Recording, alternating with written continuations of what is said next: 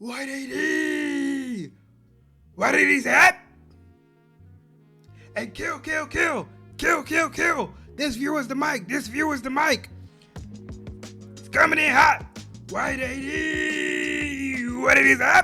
What's up, Slothini? I've been working on my cadence. If you can't tell, listen. No, last time we had that. Yeah, here we go. But we're switching it up a little bit. We're switching the what did he? What did he say? Trying to make people jump off sides. Listen, if you jumped off sides, penalty on you. But Slothini, how are you guys doing? We had another fantastic round of football. Listen, we have 3 more games left until it's the dry season. We're gonna start scratching our necks like, what? You guys some spare football? Football? Like it's gonna get wicked. It's gonna get wicked. I'm appreciating everything that we have right now, because once that off season hits, it gets scary. Like, I be seeing UFL and XFL on the TV screen, and I'm like, man, football, almost there. We're almost there. Watching the preseason game, we're gonna be watching the freaking the Hall of Fame game like it's the greatest thing since sliced bread. And then the first 2 quarters going, you're like, yeah, this ain't hitting, man. this ain't it, man. This ain't it, man. But let's talk about this great divisional round that we just had. First off, I wanna. There's one game that really, like, you know which one it is, like. But I want to start off with, in my opinion, the craziest one, and the Rams Bears, because boy. I know the Bills Broncos was also pretty crazy. The Texans Patriots was amazing, but the run that the Bears had and the things that Caleb Williams was doing, they're going to be a problem. I took the Rams, and rightfully so. I feel like the Rams... Hold on, let me plug in my computer. Make sure this thing doesn't go dying on us. But I picked the Rams because, in my opinion, they are the best football team in the league. But I don't think it's like a definitive thing. And just the plays that Caleb Williams is able to make, he is going to be a great quarterback for years to come. And I hate when people throw around the word generational and all that, but he is truly a generational talent. Like, all the stuff playing within the system, he'll come along to that. Especially because I said it in, I've been saying it a lot, but mainly in my schedule prediction video that I did before the season even started, the way too early. I was saying that literally he's learning a whole new language with Ben Johnson's offense and being able to play in an offense like this, because this is something he's never done in his entire career. So it's gonna take a while, but having an entire offseason under his belt, having an entire season under his belt, plus an offseason or a postseason under his belt, and then having an additional offseason to where he can actually know where he kind of needs to go and what he needs to tweak, what he could better improve on. The sky is the limit, because you can always get better at that type of stuff. Just hitting the quick slants on time, hitting the outs on time, stuff like that. Playing within the system, you can always get better at playing within the system. But playing out of structure and a lot of the throws that we saw him make, yes, he may have not had been accurate on first down, second down, third down. But when it came to the third, I know I said third, but when it came to third and fourth downs, when you needed a play, he was coming through. And in the biggest ways, in the biggest moments. And that's what you want to see out of the quarterback that you want to build your future around. And players like that don't come around often. So yes, I don't even personally throw around I don't throw around the generational tag too often, but Caleb Williams is definitely a generational talent because quarterbacks like this don't come around often. I don't know, like people were saying Trevor Lawrence was generational. Never saw it. Never saw it. Listen, don't get me wrong. I'm not a big Trevor Lawrence fan, but he's not a bad quarterback. But generational was definitely a stretch. Even coming out of college, wasn't the biggest fan. Didn't see what people saw in him. But Caleb Williams, I wasn't as high as other people on Caleb Williams coming out of college, but I will say he's made a fan out of me, especially with what I saw in the past 2 seasons, I should say. Definitely made a fan out of me. 1,000%. I was already a fan of his game, but he's 100% stamped. If anybody, like, there's nothing anybody can say anymore about Caleb Williams' game other than, oh, he needs to be more accurate with the football. Yeah, sure, yes. 50% completion percentage is not it. But being able to do the things that he can do, there's only like maybe 3 or 4 other quarterbacks in the league that can do some of the things that he can do. So I'm really not worried about Caleb Williams. I had a feeling that they were going to fall flat this week or this past game. And yes, they had a great run, but it was time to come to an end. Because in my opinion, the Rams were a better football team. And I just think that the Bears needed more room to grow and learn. And don't get me wrong, they're going to be a problem. They're going to be a problem for years to come. So it's good that Matthew Stafford caught him at the beginning of his career before he really started learning this Ben Johnson system, because it's about to get wicked in the NFC. But let's hop on to this Broncos-Bills game, because what are the Bills doing firing Sean McDermott? Like, I get it. He hasn't been able to get the team over the hump. Josh Allen played like the Josh Allen that I was fearing he would play like, trying to do too much. Literally, he had his ups, but he also had his downs. So I truly feel like the Bills owner kind of was just overreacting and was just like, there's no Patrick Mahomes, there's no Joe Burrow, there's no Lamar Jackson. Why aren't we able to win a Super Bowl? Because this was our best chance at winning a Super Bowl. But it's like, you also really don't have the roster to win a Super Bowl. So even if you have a great coach, which you did in Sean McDermott, and you have a great quarterback, which you do in Josh Allen, that's not all it takes to win a Super Bowl. And I feel like this is just one of the times that the owners are just like, I own this team, so I'm gonna do what I want. And it's all the football people are like, no, please, like, no, like you don't know what you're doing, respectfully, but we can't tell you that because we work for you and we don't want to get fired. But no, like, let this man do his job. And he's like, nah, he's fired. He's out of here. He's gone. Pack him up. But it is unfortunate, especially for the Bills, but not only for the Broncos, because the Broncos, in my opinion, were the best team in the AFC, other than the Patriots. But from what I saw with the Broncos in this game, I 100% would have believed they would have beaten the Patriots if they had Bo Nix at quarterback. And I don't want to hear it about the Jarrett Stidham and Stiddy.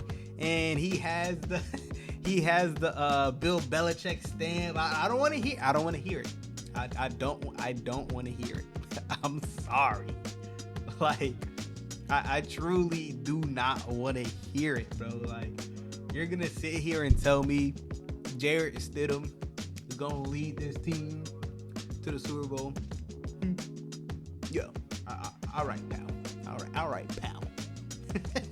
All right, buddy. Yeah, keep dreaming, guy. Like, don't get me wrong. I think that the Broncos defense is going to be playing their little hearts out, and they're going to make it as tough as they can on this Patriots team. But sorry, it's a little late.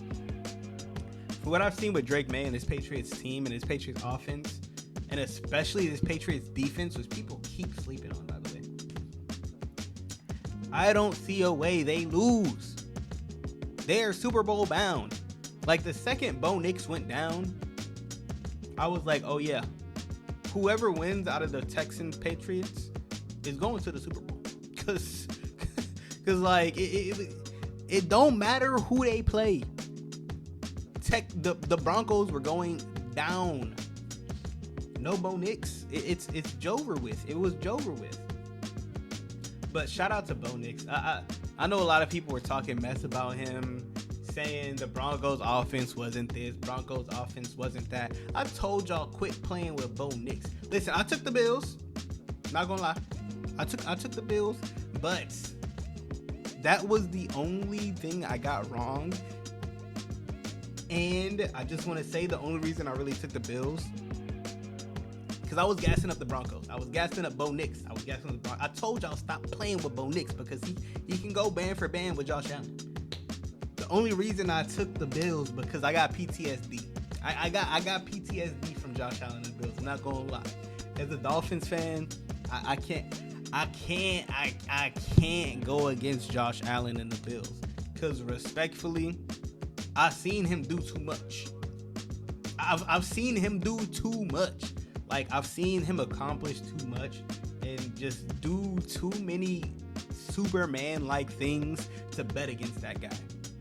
So against my best will, against my best judgment, I took the Bills over the Broncos. I did it. Did I know that the Broncos were the better bet? Yes. The Broncos were the smart bet. There were a few people who were telling me, hey, you got the Bills, I got the Broncos. What's up? Bet money. I said no, because the Broncos are the smart bet. I'm betting with my heart, my soul.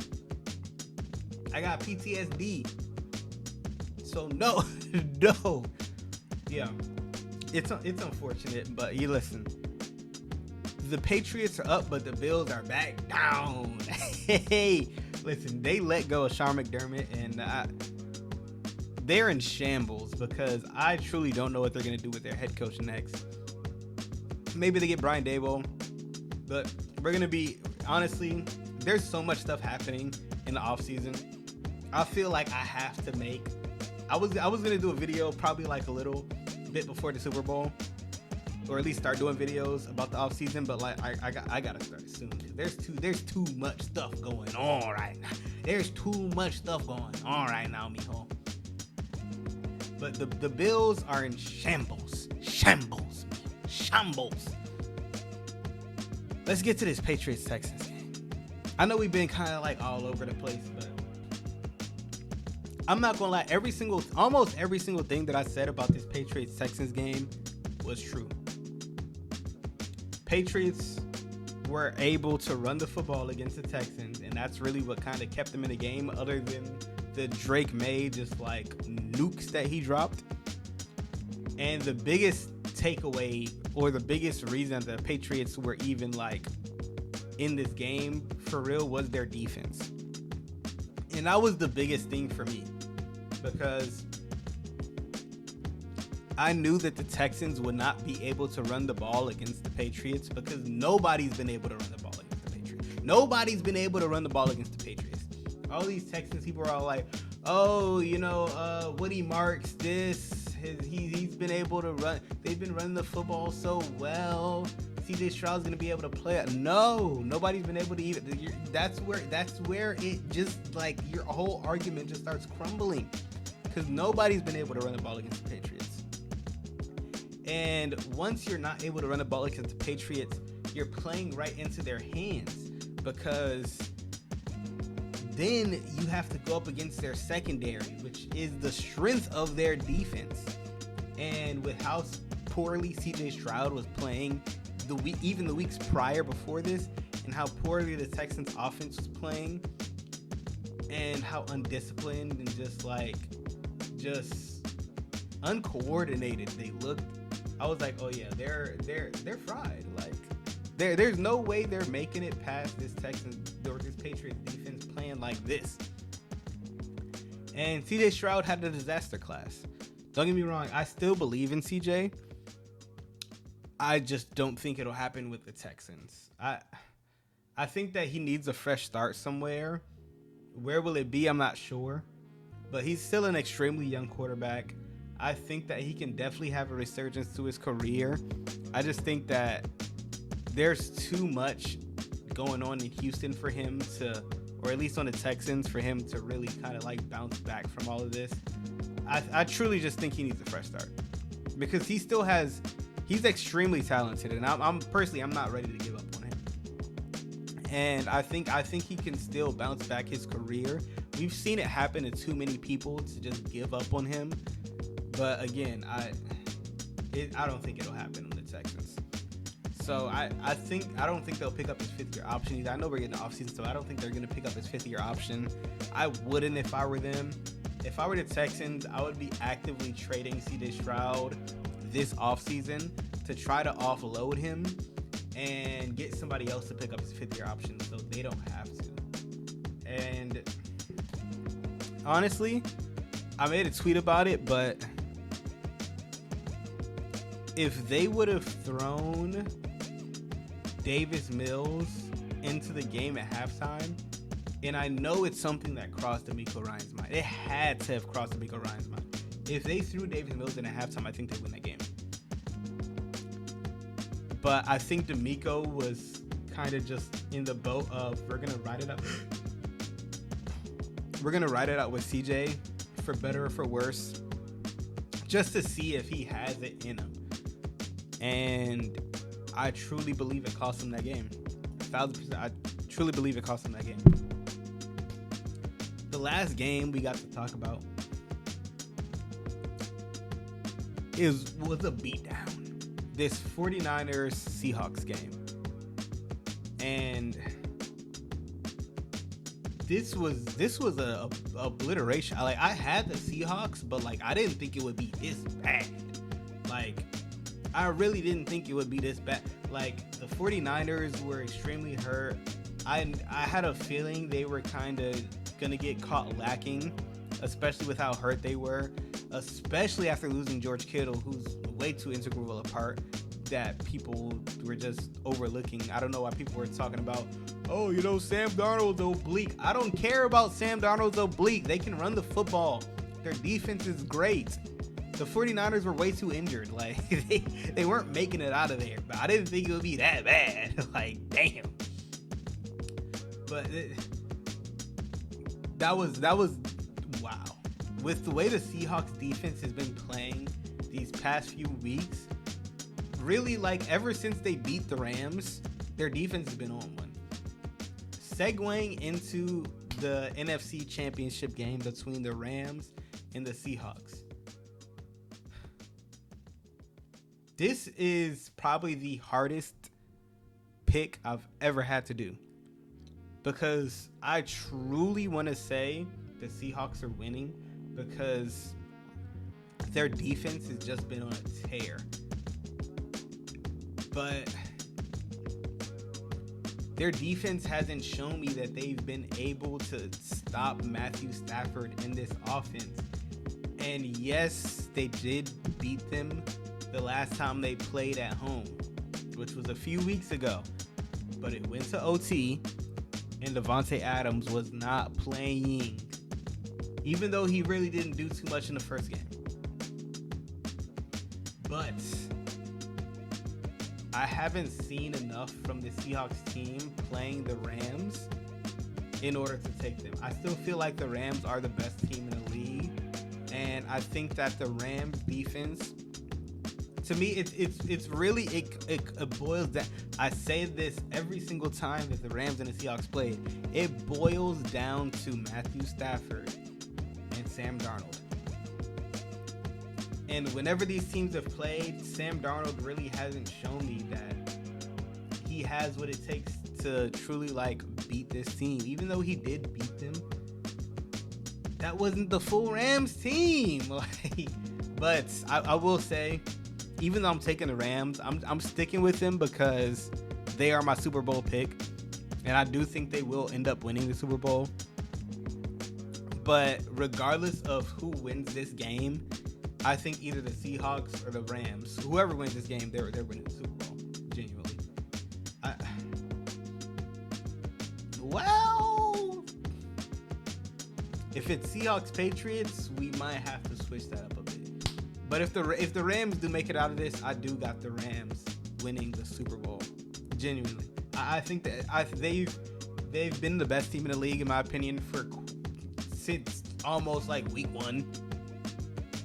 And the Patriots were really right there with them. They just played a fugazi schedule. And the Broncos pretty much were right there with them as well, if we're being honest. But the Patriots-Broncos game, nice segue into that.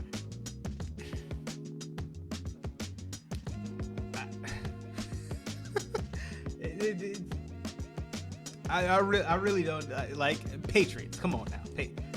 What else are we going to say? I don't think that Jarrett Stidham is gonna really do too much on off. Don't get me wrong. I think Jarrett Stidham will shock a lot of people, but I don't think it's gonna be nearly enough to beat the Patriots. So yeah, nah. I got Patriots Rams going to the Super Bowl. That Rams one might come back to bite me because I really want to take the Seahawks. With how good their defense has been playing, this might be the time that they actually lock up the Rams. And it's not like we haven't seen Matthew Stafford choke in the playoffs before. But give me the team that's been to the Super Bowl, won the Super Bowl, not too long ago even, and has played well against the Seahawks team and has beat them when they were both at full strength. Also, the Seahawks are missing Zach Charbonnet, and that's a big piece. Even though some people kind of hate on Zach Charbonnet for being a plotter or a touch vulture, he's a really good pass catcher and a really good pass blocker. So that's a big piece that they're missing. But anyways, hope you guys enjoyed. As always, stay safe, spread love.